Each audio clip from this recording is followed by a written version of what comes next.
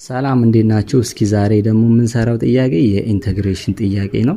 ስለዚህ ይሄንን ራሽናል ፈንክሽን ኢንተግሬት አድርጉ ነው የሚለው።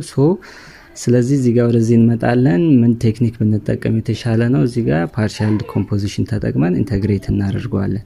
ስለዚህ እሱን ለመጠቀም ደግሞ ይሄ ሎንግ ዲቪዥን እናካፍለው ኤክስ ስኩዌር ኦቨር ኤክስ ስኩዌር ማይነስ 36 ይሄኛውን ኤክስ ስኩዌር ለዚህ ስናካፍለው አንድ ይመጣል። አንድ በኤክስ ስኩዌር ኤክስ ስኩዌር አንድ በማይነስ 36 ማይነስ 36 ይመጣል። ስለዚህ አሁን ወደ ታች መቀነስ ነው። 0 ሲቀነስ ማይነስ 36 ይመጣል። ኤክስ ስኩዌር ሲቀነስ ኤክስ ስኩዌር 0 ይመጣል። ይሄ ነው ሪማይንደሩ ማለት ነው። ስለዚህ ይሄ ስንት መጣ ማለት 1 ፕላስ 36 ኦቨር ኤክስ ስኩዌር ማይነስ 36 ማለት ነው። ስለዚህ ይሄ ነው ኤፍ ኦፍ ኤክሳችን። ወደዚህ ፎርም ቀየር ነው ማለት ነው። እዚህ ጋር ኢንተግሬሽን ኦፍ 1 ፕላስ 36 ኦቨር ኤክስ ስኩዌር ማይነስ 36 ይሆናል። ስለዚህ ዋንን ኢንተግሬት ስናደርገው ስንት ይሆናል? ያው ኤክስ ነው የሚሆነው። ስለዚህ ፕላስ ኢንተግሬት 36 ኦቨር ኤክስ ስኩዌር ማይነስ 36። ስለዚህ ይሄንን ምን እናደርጋለን? ዲኮምፖዝ እናደርገዋለን ማለት ነው። እንዴት ነው ዲኮምፖዝ የምናደርገው?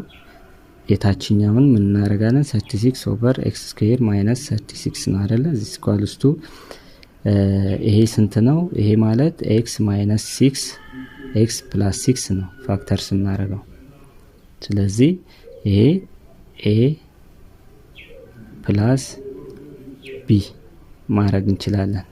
ስለዚህ ይሄን ፋክተር ስናደርገው ኤክስ ማይነስ 6 ኤክስ ፕላስ 6 ስለሆነ ሁለቱን ሰፓሬት አድርገን እንደምራለን ማለት ነው።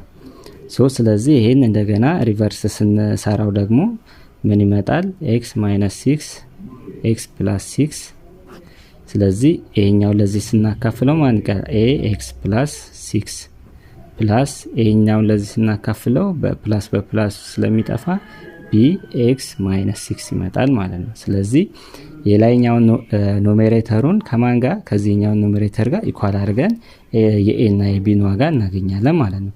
ይህ ማለት ነው 36 is equals to ኤ ኤክስ ፕላስ 6 ፕላስ ቢ ኤክስ ማይነስ 6።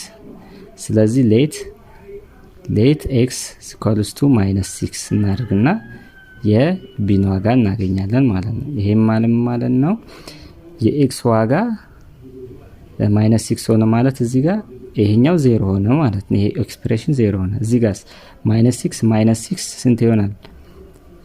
ማይነስ 12።